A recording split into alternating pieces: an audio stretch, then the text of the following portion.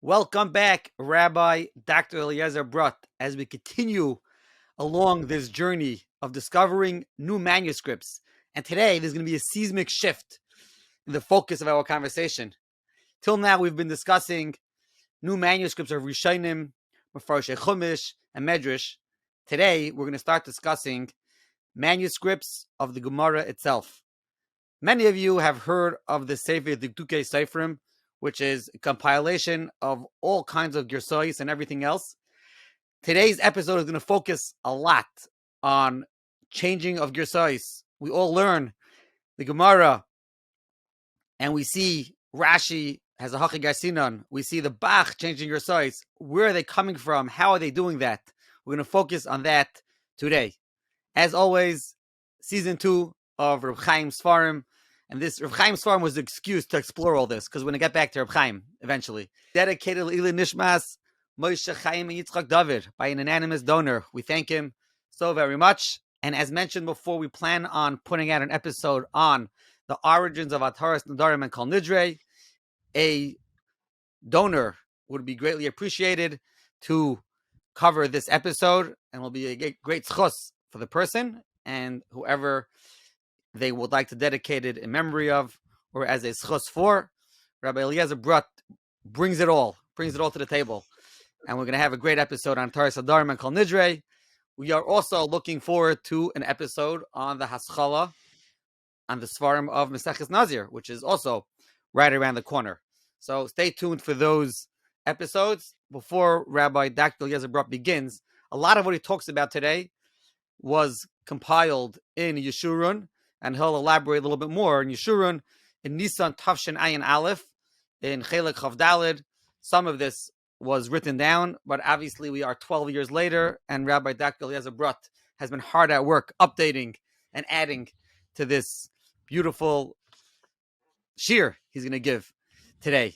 So, everybody, I guess sit down, fasten your seatbelts, and let's get going. How are you today? Baruch Hashem, very nice introduction over there.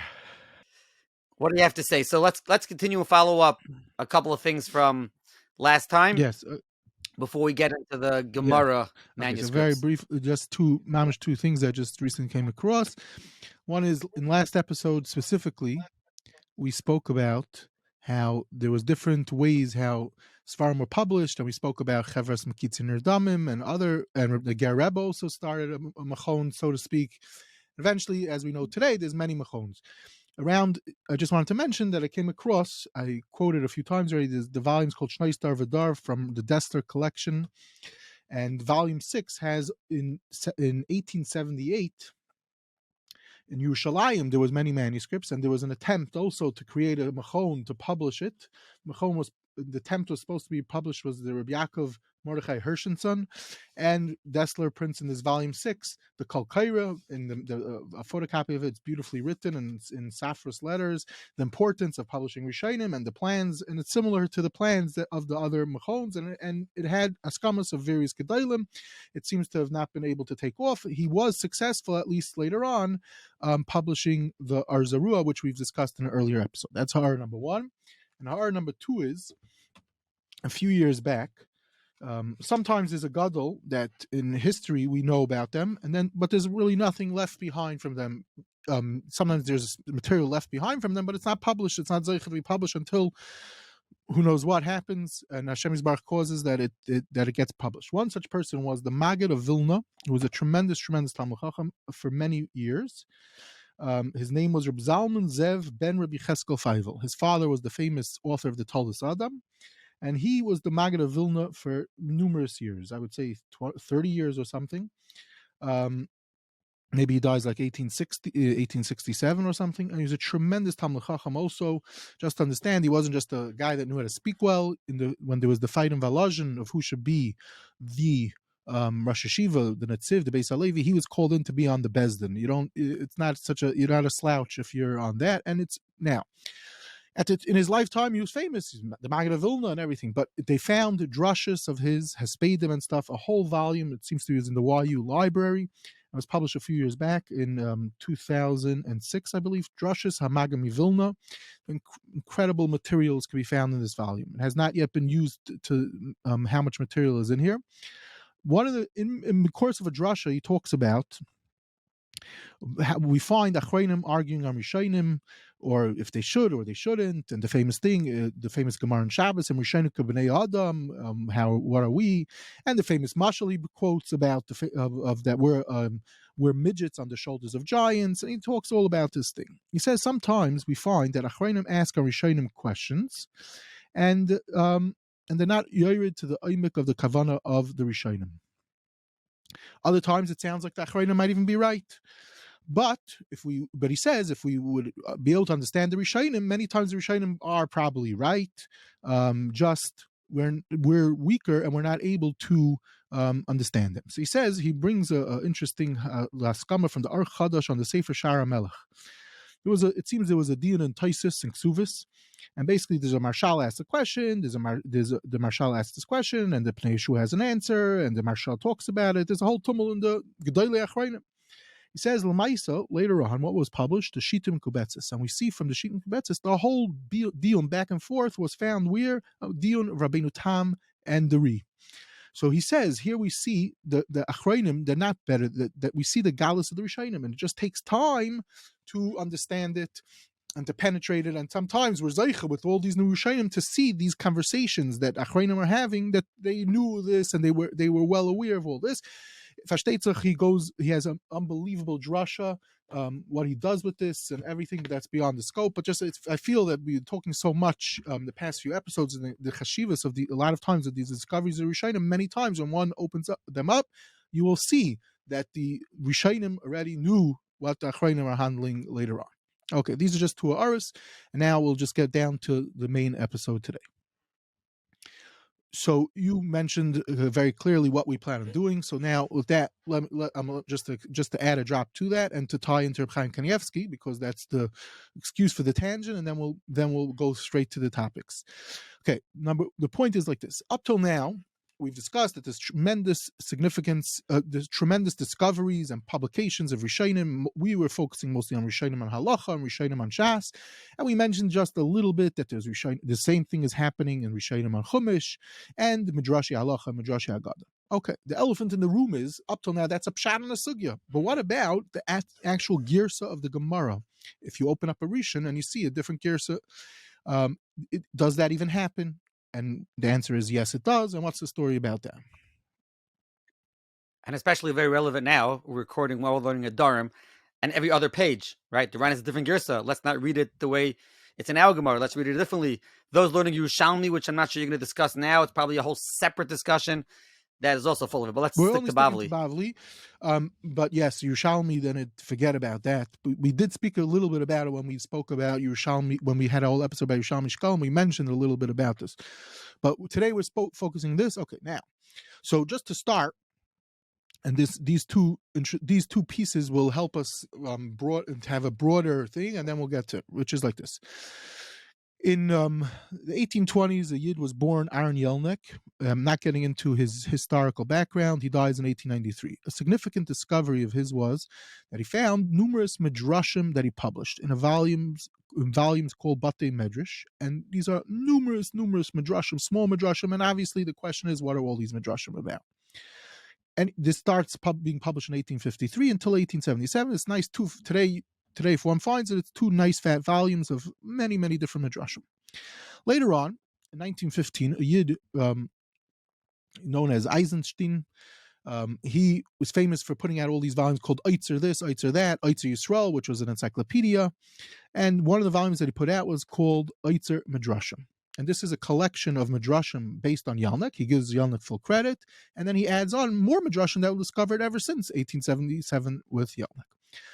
Our hero of the episodes is Reb Chaim Kanievsky. Reb Chaim Kanievsky uses the Otzar Midrashim Keseder all over in all his Sfarim because he was fascinated to see all the different Midrashim. Okay, very good. Now, there's a discussion in general about Eisenstein. This caused the whole recent discussion a few years back in the Yerushalayim journal. We're not going to get into that now, just to throw that out there. But what's significant is like this. People got very upset about how in many shuls, in yeshiva libraries, everywhere you can find there's a Sefer Midrashim. And how do you have it? This problematic statement sometimes found in these Midrashim. Anyway, at a certain point in time, Reb Chaim Kanievsky published, there's a company in Bnei Brak called HaYashar. They reissued the Otzar Midrashim in 1993, and they got from Reb Chaim Kanievsky ha'aris of his that he wrote on the side of his Otzar Midrashim. Now, what's significant is like this: Reb Chaim Kanievsky brings a Medrash. He'll say this Medrash you can rely on up till this point, but then take out this line. But he doesn't say I checked the manuscript to see, or I have 5 manuscripts and I'm telling you based on certain manuscripts it should be in that. He says these lines are problematic, and it seems in his actual Otzar Midrashim, which I imagine will eventually go up on auction one of these days for a crazy sum of money. There's dozens of these ha'aris published in this HaYashar edition. Okay, that's number one. So here Chaim Kanievsky is not doing it based on manuscripts, although we have said Rekeach Lamashal he worked on with manuscripts. Fine. It's another thing when you learn Gemara, Dikdukei Sofrim, which we're going to discuss the origin of the Dikdukei Sofrim shortly, but Chaim Kanievsky in his Svarim, you'll find him using it. I'm not going to tell you you're going to see it every page, but you find someone's asked him found a question. They put out his Aris on Siddur, asked him a certain thing. He says, look into Dikdukei Sofrim how he has the Girsa in Sichasada. A few places he has using the Dikdukei Sofrim, and even in Derech Emunah a few times he's aware of it, even the more recent editions of Dikdukei Sofrim, which means based on manuscripts changes in the Gemara. Okay, these are 2 pieces of information with Reb Chaim Kanievsky, and now we will move to specifically talk about the main part of what we hope to do today. Okay, so now, first, by the way of introduction, and this is as follows: at a certain point in time, the Gemara is transferred from Torah Sheba'al Peh to Torah Shebiksav. Torah Shebiksav means it's written down, it's recorded. Now, we are not going into when that exactly happens and what that means, but at least in the times of the Rishonim, it appears they had manuscripts of Talmud Bavli, which is the focus of our discussion. So, without going through the earliest Rishonim or discussing in the Gaonim what happens, we're going straight into Rashi. Rashi is someone that when we learn, he's one of the most important, or the most important parshan of learning Gemara. We'd be crippled without Rashi, and many times when you learn a Gemara, it's like, how does Rashi know to add in these words? Where is he even getting it from? It's mind-boggling every time if you just look at raw Gemara Rashi, what Rashi did for us, and where we would be without Rashi. Anyway, and there's a lot to say, obviously, about the Cheshivas of Rashi. One common thing in Rashi that we find all the time is Rashi says something of a lashon, something like this, and we'll just give you the data about this. Rashi, it's common, we'll find Hachi Garsinan or Loi Garsinan. And it's clear it means that Rashi is being misakin, he's fixing the lashon of the Gemara. Now, that is a known thing. Okay. If one wants to see the data of how many times this happens in Per Masechta and Shas, so a few years back, an incredible work was put out called Amudim B'Toldos HaSefer Ivri Hagoyim Magim from Professor Yaakov Spiegel. And in this book, on page 106, he lists out the data of Shas, each Masechta, how many Hagoyis there are. Rashi changed doing this in each Masechta. L'mashal Brachas has 80, Shabbos has 113, and we're not going to go through the rest of Shas, but it's very, very common in Rashi. Masechtas Nazir, which we're coming up to, is 15, but that will have to be a discussion about Rashi on Nazir, which we'll get to. Okay, now, that's what Rashi does. That's number one. So the question obviously is when Rashi says this, makes this change, what's it based on? Was Rashi sitting in a room that had in it a bunch of manuscripts or not? Okay, so obviously this is a question which a lot could be said about it, and we're just trying to give a smorgasbord today, trying to cover a lot of information in just one episode, if we're going to be able to. Okay, so a few years back, Professor Shlomo Zalman Hevlin gave a lecture, and I think the lecture took place in Strasbourg, France. This took place in 2005. It's been recently published in his work called Maharsha and Bach, Volume 2, which just came out. Anyway, he talks about that Rashi, so much was written about Rashi, and he actually complains that he just was recently, at this time, he was at a series of 3 days of lectures on Rashi, where over 30 lectures were given about Rashi, but one of the most important things about Rashi's Pirush on Talmud, they didn't discuss Kamat in any of the 30 lectures that he was listening to. What should they have discussed? He said that not only is Rashi a mefarish of the Talmud, Rashi is one of the greatest people to be Isaac in the Nusach of the Talmud, as he does in all these things. Okay, and the question that should be dealt with is how did Rashi do this, and what was the response to this with Rashi? This was his complaint that he talks about in his lecture that he gave, and now it's published, and he talks all about it. Okay, now, okay, so that's number one. Number two is with Rashi, and now I'm just saying as for just to understand, there's a lot happening in all the Rishonim at this period about this topic, and there's obviously different approaches with Rishonei Svarad versus Rishonei Ashkenaz, but we're not going into all the different aspects. We're just trying to talk about one prat. So, B'kitzur, Rashi makes changes. So the question obviously is, what are these changes based on? So a summation of this could be found. L'mashal, there's a Dr. Aaron Erend, who has spent a lot of time. We've quoted a few of his works. L'mashal, on Masechta Sukkah, he put out, based on all the manuscripts of Rashi, a critical edition of Rashi. So in the introduction of the work on Sukkah, page 76, he talks about what does Rashi do? So he tries to sum it up, and he brings a gewaldige piece from Rashi in Sukkah Daf Mem Amud Aleph. Rashi brings down Hachi Garsinon. Then Rashi says, "V'ani shamati me Rabboisai sheYugarsim." They had such a Girsa. Then Rashi says, "V'chein Kosov b'Roi Vasvarim." Then Rashi says, "V'tarachti menurai b'kol tzidei shitas hatalmud yeshivas kfi divrei ve'eni yachol."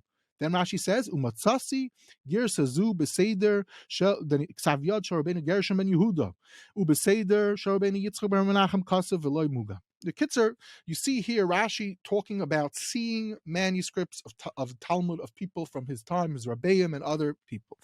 Now, and this is what Aaron deals with also in his introduction, and the other people that talk about it, is what were these changes? And it turns out that sometimes these changes are based on manuscripts that Rashi saw. Some of it we do have today, not always, because sometimes it could be preserved in other manuscripts. Okay, but this is just a very basic thing about it. Fast forward, Rabbenu Tam, his famous grandson, puts out a Sefer HaYashar, incredible work, which we mentioned in one of the earlier episodes. When it comes to light, in the early 1800s is the first time. But what was one of the main focuses? It to deal with the Girsais of the Gemara. Interestingly enough, he's upset at Rashi, not at Rashi, but what it caused. In a short time, from when Rashi wrote these ha'aras, it got incorporated in the Talmud. That the you have to understand, Rashi. It's not like today you had a Gemara and Rashi on the side. Rashi published manuscripts to just had his ha'aras. And then because of it, it instantly took off. And the next time there was a Gemara that came out, let's say we're talking about Rashi on Sukkah. So the next edition of Sukkah, they said, "Oh, Rashi already changed it." So the scribes did Yataiva and changed the Girsa without letting you know. By the way, there's an early Girsa. Says Rabbeinu Tam in his Akdama that this is a terrible thing. It's meant to be on the side. And that was Rashi's kavana. But you have to keep the original nusach because we know you're not supposed to erase the original nusach because Torah is anim b'makam echer, Rashi b'makam acher, and it could, just because you don't understand it, even Rashi might not understand it, but it could be later on someone will come and explain it. And obviously this is a discussion, a lot to discuss. We're not going to go into all the aspects of it, but this is in short a great discussion in the times of the Rishonim, Rashi, Rabbeinu Tam, and many others, and the origins of this question. And Adkan, that's all I would like to speak about to Rishayim, but just it gives us a sense of what's happening. Basically, we're talking about in a manuscript period of time, it's before the publishing time. Rashi was changing it, and now the question obviously is, does it mean in the times of Rishayim you could just go change it because you don't think it makes sense? It's its own conversation. But this is what Rashi was doing, so it's many times based on manuscripts. Okay, so Adkan, Rishayim. Now, we'll move on to the printing period of time. Now, by way of introduction, I just want to throw out there, we're talking about the Gemara. What about the Siddur? So the Siddur, everyone knows, Ada Yom, constantly new Siddurim come out. What's the story with that? So at one point in time, there was a Yid Reb Shabsi Sefer, and he puts out an edition of Siddur. And he was commissioned, interestingly enough, at the Yerid in the early 1600s by the Gedolim of the Dar, the Vad Arba Haratzos, or maybe it's the Gimel Haratzos, to put out editions of Siddur, because they already realized, even though the printing press wasn't around that long, wasn't even around for 200 years, we're talking about 1610, so many mistakes. This is even though the printing press is very important and it makes things much accessible, but there's also such a thing as mistakes. So mistakes in davening were all over the place, and they realized already then we need to fix it up. So they commissioned him, who was a big Baal Medactic, to try to work on it. Now, what's the? We're not going to get into the whole story of it, but Lamaisa, the only time the Siddur, you can only get the Siddur in recent years. It's when it finally comes out, thanks to the work of Yitzchak Schatz and a few other people.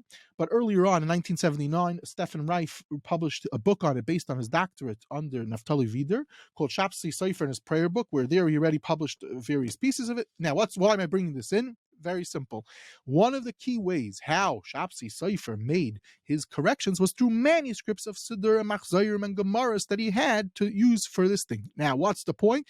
It had the skamas of the Gedolei Hadar Vad Arba Haratzos. Amongst the people signing this is the Maharsha and Bach, which will play out in a few minutes. Okay, this is Agdama. Now, this is Agdama for Siddur. Now, okay, great. But what about Gemara? So Gemara, we move on to the Maharshal.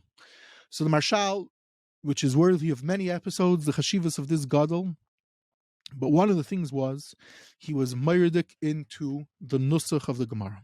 Okay, he grada. Once we mentioned Siddur, Reb Shabsi Sofer had a Ksav Yad Maharshal and Siddur, which had hundreds of tikkunim. It's lost, but in the Reb Shabsi Sofer, it's preserved, and Raifa has an article about that too.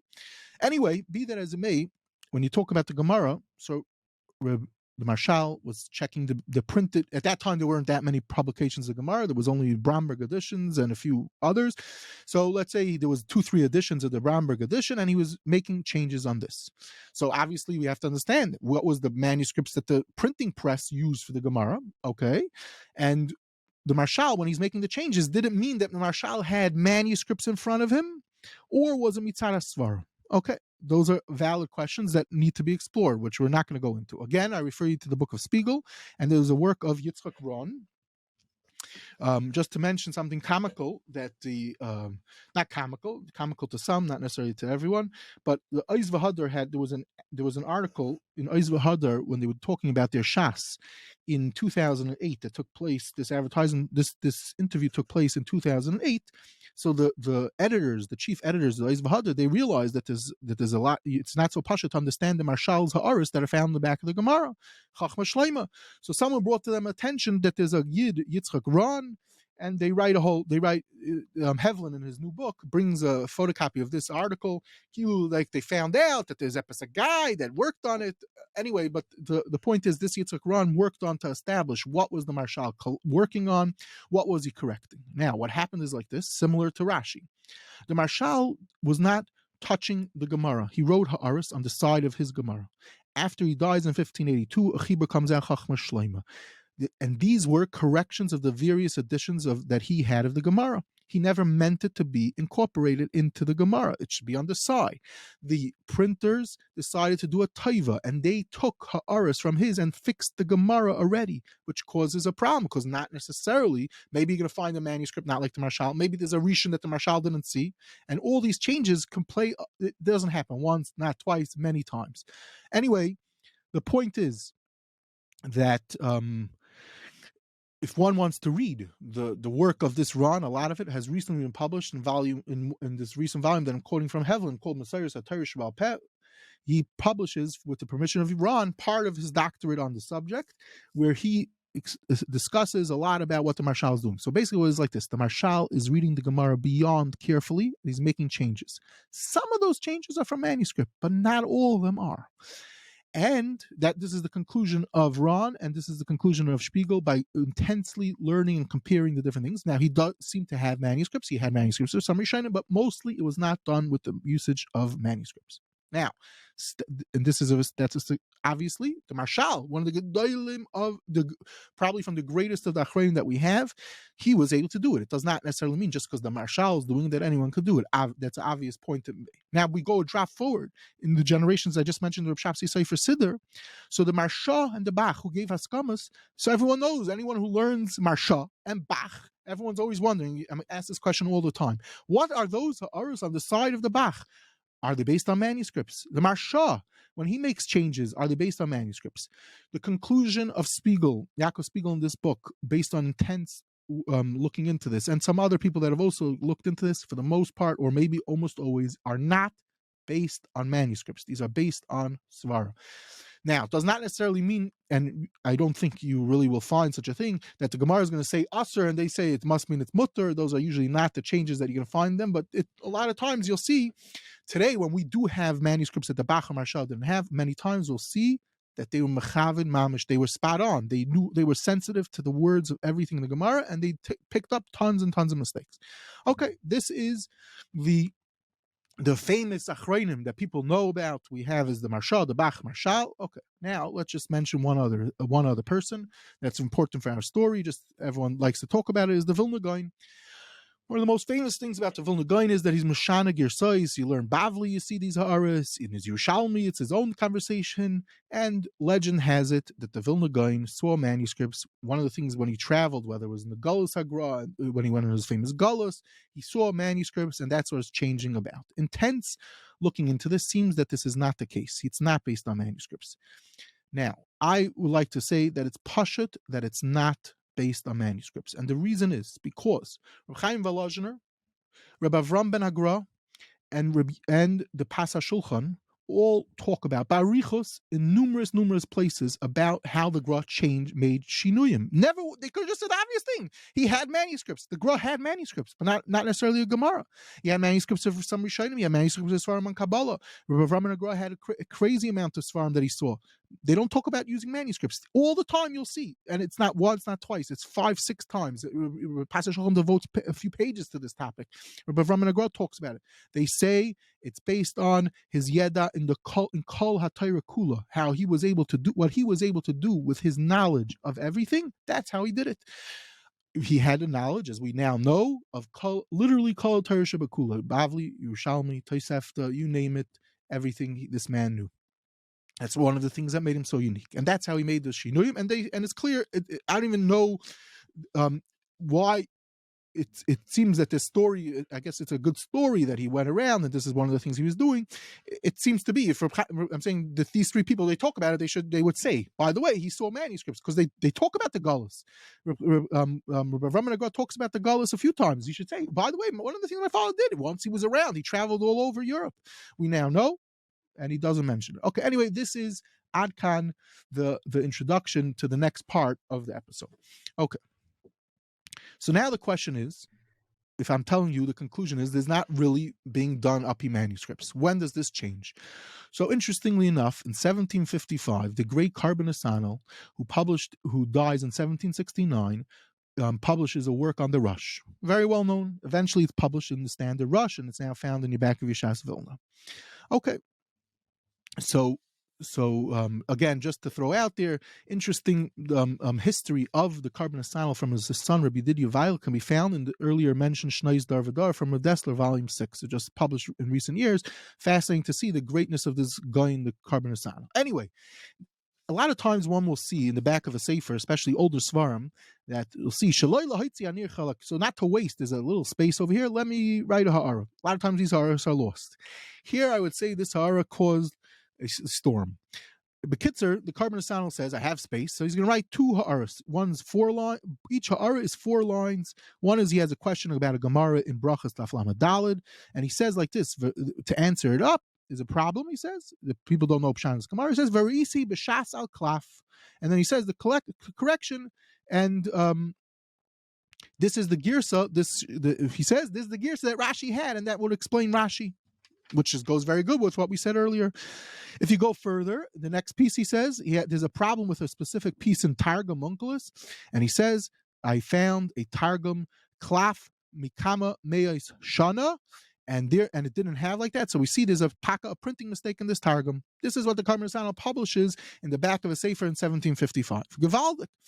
Okay, not so gewaldig. Mamish, a few years later, in 1763, a Sefer Eitz Yosef comes out, and he mamish goes crazy about this piece. How could you do this? How could you change the thing? You found that this one manuscript. Were you going to go nuts about it? Interestingly enough, this Sefer had a skama from the Korban Nesanel. Anyway, this is a fascinating story. There's a lot where this goes. We're not going to go down that path, but the point is, here we see the Korban Nesanel saw a manuscript and is willing to change it. Okay, obviously it's not, we have to stress, there's nothing being changed here in Halacha L'Maisa, just to explain a Rashi. Okay, fine. Fast forward a year, actually, if we go back in time, a year earlier, the Chida, we've already spoken about the Chida so much. The Chida travels all over and he sees manuscripts. You know what the Chida sees? He sees this, it turns out, he sees this Gemara, this manuscript of Shas that the Korban Nesanel is referring to. Just we don't know about this until many years later because the Magal Tov, as we mentioned, is only published in more recent years. Anyway, he talks about it. He was by this Gvir and he sees the whole Shas in Ksav Yad, and it has other things. And right away, the Chida, with his greatness, is able to pick up that there's amazing stuff going on in this manuscript, but the Gvir doesn't seem to let him look at it too carefully. I don't know why, but it seems he did let him look at it, because the next sentence it says, he saw in this manuscript Mesechtes Ketanos, Mesechtes Sofrim, Smachos, Gerim, and other things. And then the Chida says that Harius, I did take down a few Ha'aris, and he puts it in his work, which we have, Shar Yosef, his massive work on Harius. Okay, this is what the Chida says. Turns out, in 1782, so even though he might not have been able to sit as long as he wanted, maybe the Skvir didn't want him to sit. He sees the Chida, he's going to park himself there for a few months, take notes on the whole Shas. So he said, no, not really, don't do that. I'm not interested in you staying here that long, but he let him, he copies Mesechtes Gerim. One of the 7 Mesechtes Ketanos, the first time it's published is in 1782 from this manuscript by who the Chida. Immediately afterwards, you see, Rabbi Avram ben Agra is quoting Mesechtes Gerim based on this manuscript. There's no earlier, at this point in time, there was Sheva Mesechtes, which we spoke a little bit about in the episode of Hanukkah. When's it gotten published? 1782 for the first time. Okay, anyway, who writes a Pirish, fast forward, from this manuscript on intense Pirish on Mesechtes Gerim, which we will discuss more about in Mirza Hashem, Reb Chaim Kanievsky, as he wrote about all the Mesechtes Ketanos. Anyway, okay, now let's backtrack. In our story, we have a chibur. It's called the Beis Nosson. Beis Nosson is published in 1854. Because what I'm trying to locate is, when does someone come along? Okay, so we have the Chida. He publishes Ha'aris on Harius, and in these Ha'aris has a few Ha'aris based on Girsais. But does anyone else do this really? Because I said the Gemara, which is in that period of time, I'm claiming, based on their research, is not really based on manuscripts. So when does this happen? So something happens, interestingly enough, in 1854, an interesting Yid. His name is Reb Nosson Krongol. And this Yid, tremendous Talmud Chacham, ends up in Yerushalayim in the 1830s, I believe it is. And in Yerushalayim, he discovers that just like everywhere else in Europe, that there's manuscripts. There's plenty of manuscripts in Yerushalayim. He discovers over there, amongst things, an ancient Gemara. He's convinced, as he writes in Zagdama, this is the Gemara that the Rambam refers to, that the Rambam must have seen this, because the Rambam in one place said he saw an ancient Gemara and he brings down a manuscript from it, and maybe the Rambam had it for other things. But anyway, and he wants to publish it. Eventually, he's zeicha to publish it. In 1854, it comes out, Beis Nosson. Okay, he travels, he gets very chashav askamas from people, he puts out these ha'aris based on this manuscript. At a certain point, he even discovers some Rishonim, and he publishes it in this chibur. It seems that Chida saw this manuscript also. He publishes the Rid for the first time in this volume, and these are ha'aris, but it's only on Mesechtes Brachos. He has askamas from Gedolim Yerushalayim. It has from Reb Chaim Pelagi, Reb Yisrael Chazoin. A very interesting haskama, and one haskama spells out something which I just want to emphasize. This is from a fascinating Yid, Eliezer Halevi Ish Horowitz. This is a person very important in the Metzitza controversy, but anyway, he says, even though there's very important things in this manuscript and we should use it, but halacha l'maisa, we have to be careful, and you cannot necessarily use it for halacha l'maisa. Akopanim, this Yid, just to mention, there's a beautiful write-up about him in a book that came out a few years ago called Shapire Yerushalayim, a whole chapter about this guy. Very interesting life. He's in Yerushalayim. What happens to him in Yerushalayim? He travels in Europe, and he's involved with publishing other Rishonim. Anyway, fast forward. So here is, in 1854, comes to light Masechtas Brachas based on a manuscript. But this is not the same manuscript that the Chida and the Korban Nesanel saw. It's a different manuscript that the Chida saw. Okay. So Ad Kan is the story. This Yid, we've quoted this more than once in the past. Shomer Tzion Hanemon from the Aruch LaNer has many manuscripts. The Beis Nosson, this Reb Nosson fellow, sends off pieces to the Aruch LaNer and other Gedolim, and they're very excited about it, and they publish it there. Okay, Ad Kan. This is the first Nakuda of with the usage of manuscripts. Now we go to the hero of this episode, and this is what we will conclude with, and that's the story of Reb Rafal Nosson Nata Rabinovich, the author of the Dikdukei Sofrim. A few years ago, approximately in 2011, I was going on a bus. At that time, I was living in Beitar, and I traveled from Beitar. I was going to Yerushalayim. And I met at the time someone I knew a while back. This person at that time was already a Rosh Yeshiva in a yeshiva somewhere in America. He asked me, what am I working on? So I said, I'm working about the Dikdukei Sofrim. Dikdukei Sofrim, what's that? I said, you don't know what the Dikdukei Sofrim is? It's a work that deals with, has different, which we'll discuss more about what the work does, but it's a work deals with manuscripts. He didn't even know what it was. On the other hand, while I was a bacher in Lakewood, they had republished the Dikdukei Sofrim, and they brought, I would say, 100 sets or something to the Storage Judaica Plaza. And as a bacher, I used to drool over the mound. When am I going to be able to afford? It was $125. Am I going to be able to get it? Luckily, as the pile went down, my chavrusa bought me a set as a gift.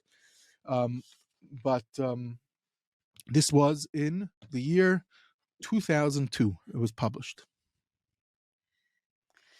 So my personal story with the Dikdukei Sofrim, I had this chus to learn a few summers by Rabbi Menachem Emmanuel Gettinger. For those who don't know who he is, he was the Rav in the Yergish over the West Side. He was the son-in-law of Rabbi Riff from Camden, New Jersey. The yichus there to the Netziv, I forgot exactly. Somehow, could be Rabbi Riff himself was a brother-in-law of. I don't know the yichus exactly. Somehow connected. Yeah, right. I don't know exactly. Yeah, close yichus to Soloveitchik and the Netziv, and he had a very, very unique way of learning. He was from the biggest Talmidim of Rav Hutner, and he used to constantly quote the Dikdukei Sofrim. So that was my introduction when I was a kid. I hear that's interesting. That's an interesting way of getting introduced to the Sefer, because because as the main point is, in yeshiva you will not really see it. You might not even see it on the shelves. Even if yeshiva does have it, it usually gathers dust. It's buried somewhere. Anyway, so what the rest of the episode is to discuss this, and as it helps us understand it. Obviously, we could speak about this many episodes devoted to the Dikdukei Sofrim, and I wish one day maybe to be zeicha to speak about him for many episodes. Incredibly interesting person. What's significant for us is he is born in 1835. He dies tragically suddenly in 1888. In his early years, he has a story. The story goes, he's a typical genius. He learns by different people. Eventually, at a young age, he puts out the Sefer Gaon Yankov, which is from one of the only Talmidim of the Vilna Gaon, Rabbi Yaakov Landau, who married the Gruz niece, the daughter of his son Rabbi Yisachar Ber. This Rabbi Yaakov Landau had Chashav Yichos from Rishon Amsterdam, of one of the Gedolei Hadar of the time of the Gemara. Anyway, this Rabbi Yaakov Landau was a Gaon Olam, as is evident from the Sefer and Eruvin. One could see from this Sefer and Eruvin the Mahalach Halimah of the Gemara throughout, even though he doesn't quote the Gemara too often in the Sefer. Anyway, who publishes it? It was a mess. The Ksav Yad ends up by the Dikdukei Sofrim. He publishes it. He works on it. He was a tremendous Talmid Chacham. He was able to figure out from all the pieces of paper that it was, puts it out. Okay. He puts out some other works. Eventually, he finds out somehow, without getting into details about it, there's a manuscript sitting in München somewhere that of the whole Talmud. He sparks his curiosity. He goes down there, basically. Make a long story short, we're not going to go into all the pratim of all this aspect, because we hope that maybe we will one day be able to talk about all the pratim, just trying to be very brief over here. And he sees that this is a manuscript of the whole Shas, and he sees right away, we're talking about a Yid who's a tremendous Talmid Chacham, which we'll talk about in 1 second, and he sees the amount of things that he's being able to answer from this manuscript is incredible.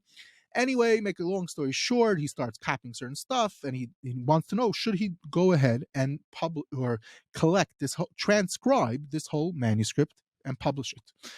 He sends out samples to different gedolim, and he ends up meeting and discussing it and writing about it many times with the great Shalom Meshiv of the time. Shalom Meshiv gives him his full blessing. We'll discuss a drop about that more. He says, yes, you should.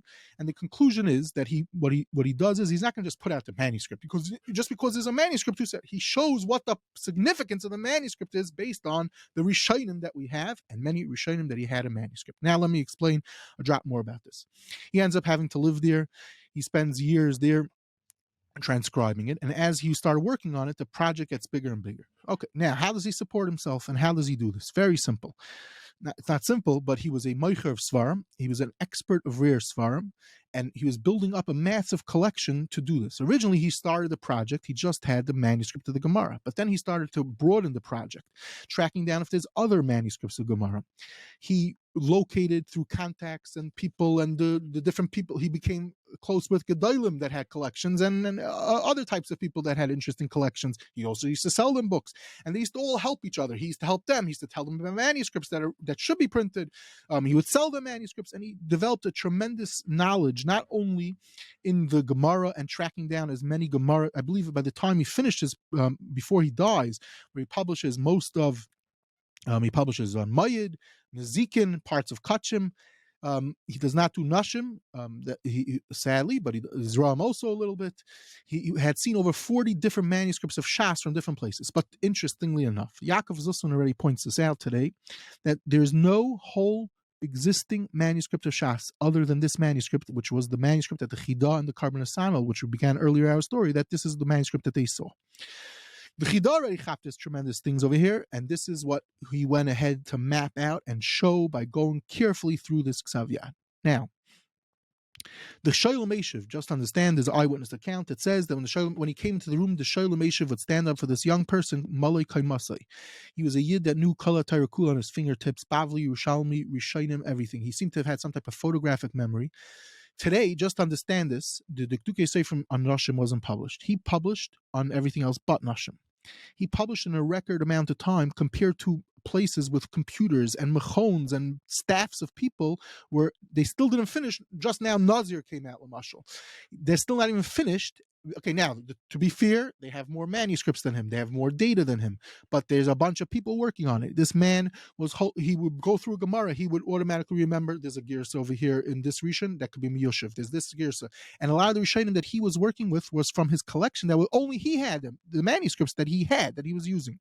Eventually, he adds to this collection, tracking down other manuscripts, other editions of print of the Gemara, the early prints, to see what's going on. To see Rashi, different manuscripts of Rashi. He expands his project as he's going on and on. It's amazing what someone did. He was funded by a rich banker, Avram Marzbacher, who helped him build a massive collection. He put out a book of the collection, and you could see that he was working with incredible amount of Sfarim, so much so that he was proud of himself that one of the greatest Sfarim collections at that time was from Ramatzio Strasho, and he says, basically, my collection is almost as good as his. And in rare books, I have even better. He writes this in a letter to a different collector. Anyway, you could see how this man was unbelievable Talmud Chacham, what he knew from the Ha'aris. The Ha'aris are mind-boggling. One of the Gedolim in the world of academia today that's still alive is a professor named Yaakov Zusman. I once asked him, when I was by him, about the Dikdukei Sofrim, what do you say about the Dikdukei Sofrim? He said he can't talk much because he has a stroke, but he kept on saying, Goin. He was an unbelievable guy. If you go through a sugi and you see his Ha'aris, you see the information that he has there and what he's doing. And we'll discuss that in a moment. Now, he also tracks down, because of all this, all the various, he attempts to, and this is basically one of the only people that have done this, is to map out the publication of the Shas, of the Talmud, and eventually it's introductions to his works, and it gets published called Maimer al Pasas Talmud. It's called Maimer al Pasas Talmud. Fine. Anyway, so now the question is, so he's publishing this, and he has Askama the Shalom Meshiv, and what he did was, while he's working on this, he said, people, you need help on a Gemara, it's shver, send it in. And then, so now, last episode we discussed, one of the ways of communication, the internet of those days, so to speak, was from newspapers. So people will write in, I'm learning a shver Gemara, do you have a yishuv? And the Dikdukei Sefer will write, based on the manuscript, or based on a Rishon, it could be Miyoshev. And a lot of times ha'aros of his that were already being tested, the waters were being tested in different manuscripts, newspapers of the time. He would send a lot of times ha'aros pieces to the Sholem Eshiv. In the Dikdukei Sofrim, there's a bunch of beautiful ha'aros of the Sholem Eshiv based on the manuscripts that he discovers. Now, does anyone endorse him? Is anyone pro this volume of the Dikdukei Sofrim? So the answer is yes. The Gedolim of the time, and just to list them, because it's always important to know the names of the Gedolim at the time, because it sounds like, oh, he's Isaac in manuscripts, he's Isaac in the Girsa, the Gemara, if it's a Vav or a Zayin over here, or a Yud or not a Yud, Chas or Mali, who cares? Anyway, he sends it off and he gets askamas from Reb Shlomo Kluger, Reb Yitzchak Chanan Spector, the Ksav Sofer and the Ksav Sofer's brother, Reb Shimon Sofer. That means the two big Talmidim and Mamshichim of the Derech of the Chesam Sofer. Everyone knows these are giants. The Sholem Eshiv we mentioned, the Aruch LaNer are the people that endorse this. These are from the Gedolim. They're the who's who. These are the people on the Mizrach Font, as they would say, in the 1860s to the 1880s in Europe. This is representation of Galicia. This is a representation of Litvische Gedolim that are looking and endorsing the work. And in the Askamas you see, L'mashal Reb Shlomo Kluger, it's nifla. When you look at the Chalufei Girsais, the Chida saw it, it's amazing what you do, and the Mechaber with his Bekiyas HaToiva, he's able to be Isaac, what's the Girsa HaToiva, and you could see this in the various Haskamas of the Gedolim. Interestingly enough, one always has to self-promote themselves in today's day and age, so they bring down that there was other Haskamas that he got, and in recent years, one person who I have to give a lot of credit, who did a ton of work on the Dikdukei Sofrim and the acceptance of the Dikdukei Sofrim, which we'll discuss in a moment, was my friend Professor Yaakov Spiegel in the same mentioned book, Amudim Tol Sefer Ivri.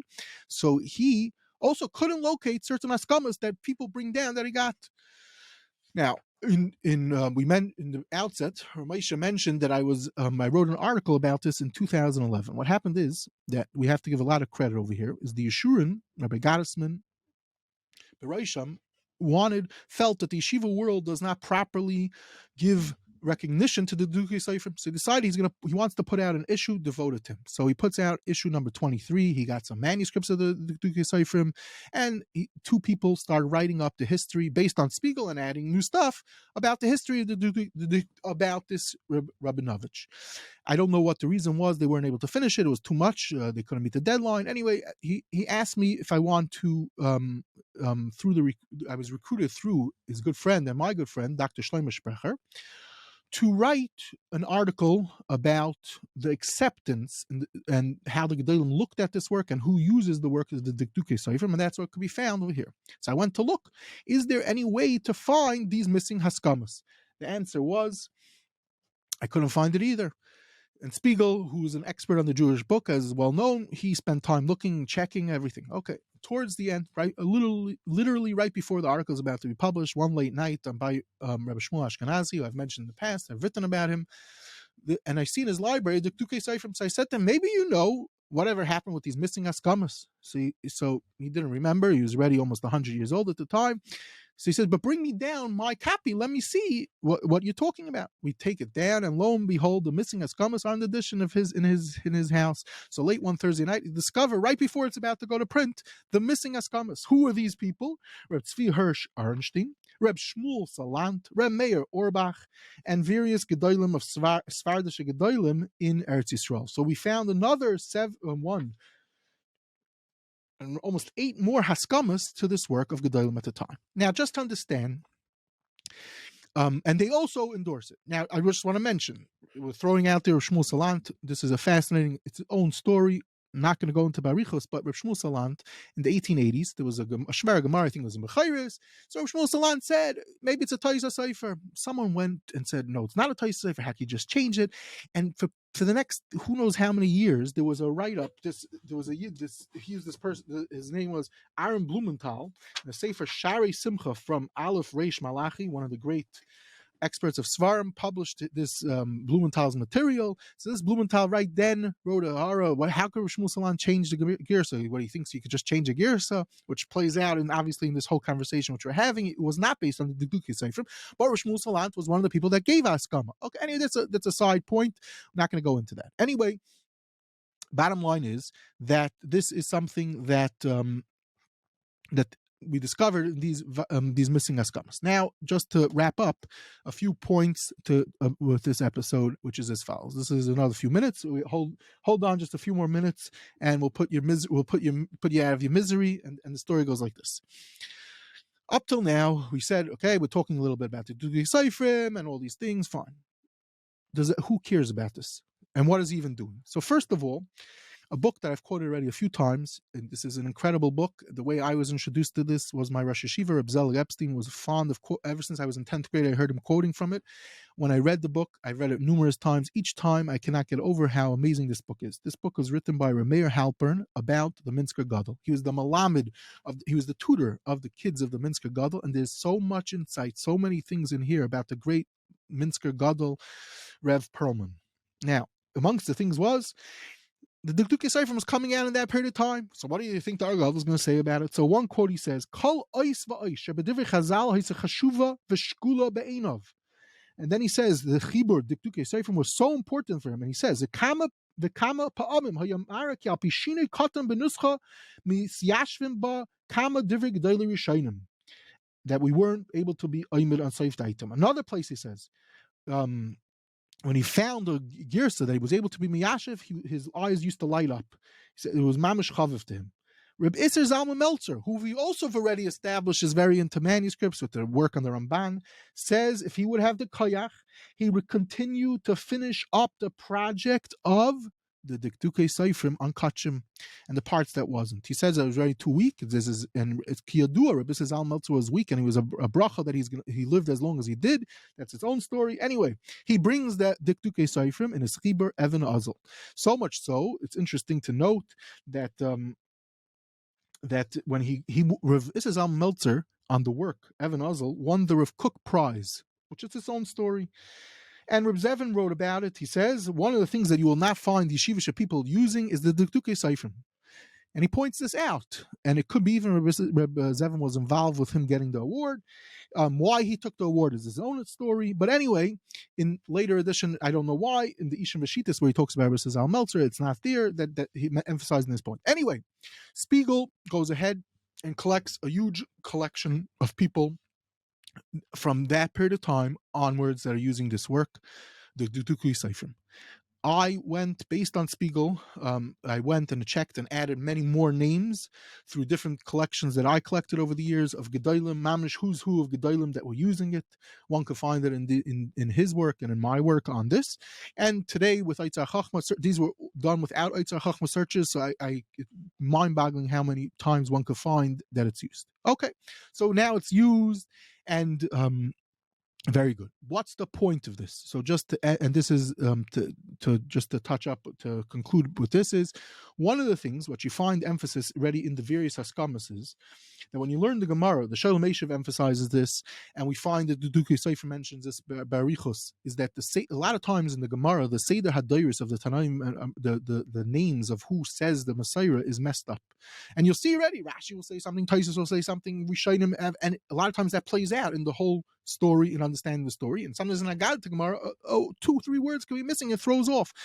So when in these manuscripts that one sees unbelievable amounts of times that this is solved. Problems that Gedolim were oimid on were solved. The Seder Dairis has this legendary long arichos about the chashivas of knowing the yeda of the Seder Dairis, how it plays out in understanding so many different things. 15-20 page Hagdama in his Seder Dairis. So, and the Dikdukei Sofrim says how much he loved the Seder Dairis, and the Shalom Eshev says it's unbelievable how many sugyas are being miyoshev with this, and a lot of times you'll find the Dikdukei Sofrim will say this kasha could be miyoshev, but a lot of times a Rambam could be miyoshev from it. It's a wealth of untapped information, even though Taka, I collected and Spiegel collected people that used it. It's still unbelievable what's going on there. Of course, today the whole story continues of different manuscripts. This has been mapped out by Zussman. How many more manuscripts of the Kayagniz and everything? We're not going down that path. But the point is that there was this thing that there was a shift over to that the Dikdukei Sofrim went ahead, and he didn't just print the Gemarah. This is a significant point in the whole story. Is that he didn't just print the manuscripts and say, okay, so who said the manuscript is even good? Or who said it's worthwhile? He shows that this manuscript could be miyashiv, this Rishon, this Rishon, this Rishon. that mean to say that they had these manuscripts. Like we started in the beginning, Rashi didn't just make up manuscripts. He had changes. They were based on other manuscripts. Obviously, there's much more to say. We're not going to say it now. There's a hemshich to this. There's a significance to this. Just to say, in Bnei Brak, nothing less than the city of Bnei Brak, Frankel Rambam, which we know has been using manuscripts, and Chaim Kanievsky in a Sefer on the Rambam uses these manuscripts. What about the Gemara? So they started a project. They did Baba Kama. They did a few more. They're supposed to do more. One of the sections in the back is based on the Hemshech. They've got more manuscripts than the Dikdukei Sofrim. They write all about this. They have askamas of all the Gedolim. So they already were realizing that there's a lot happening in the Gemara that needs to be fixed up. You want to know about halacha l'maisa, that's its own conversation. But the concept to use it, even in Bnei Brak, I would say the most kanoistic city from this, and then this leads us to the conclusion, this is the Oz V'Hadar Shas. More and more people are using Oz V'Hadar Shas. They are using these manuscripts, especially the Dikdukei Sofrim and more. And a lot of times people are learning Gemara and they're like, all of a sudden you're learning Chavrusa and you're learning Oz V'Hadar, they're learning with something else. What's going on here? And this, me and Moshe Shwed had some email about it, that there's a whole write-up about it, in Hamayan, which you could send you the article about it, discussing how they work, how they do this. But you see, basically, at a certain point in time, it snuck in through the back door to do this, to be oimid on kol kutzei shebeyud of the Gemara, and what is the proper Girsa. Anyway, obviously, I have Rachmanis on myself, no, but I have Rachmanis on listeners, and we're trying to keep it less than an hour. So that is all we'll say about this topic. We are not going to do another episode on the Dikdukei Sofrim. It could be in the next episode, which we will now, with all this Hagdama, we'll be able to try to attempt to understand the famous Shita of the Chazon Ish, which is anti-manuscript, Sayev Rishonim, Sayev the Dikdukei Sofrim. With all this information, we'll be able to hopefully try to come to some understanding of his and maybe tweak some of the things while we discuss it with the Chazon Ish. Excellent. Thank you very, very much. You kept me quiet for most of the time. Spellbound. The Dikdukei Sofrim. Okay. You'll give me the flag. We're looking forward to finally getting to the Chazon Ish's opinion on all this. And if anybody wants the material that Rabbi Brut mentioned that he published in Yeshurun, you can email him as well, eliezerbrut@gmail.com. And as usual, ha'aris are gladly accepted. And once again, we're looking forward to doing other episodes. If anybody would like to dedicate a shir, please reach out to myself or to Rabbi Dr. Brut, and we will see you soon. Be'ezras Hashem. Thank you.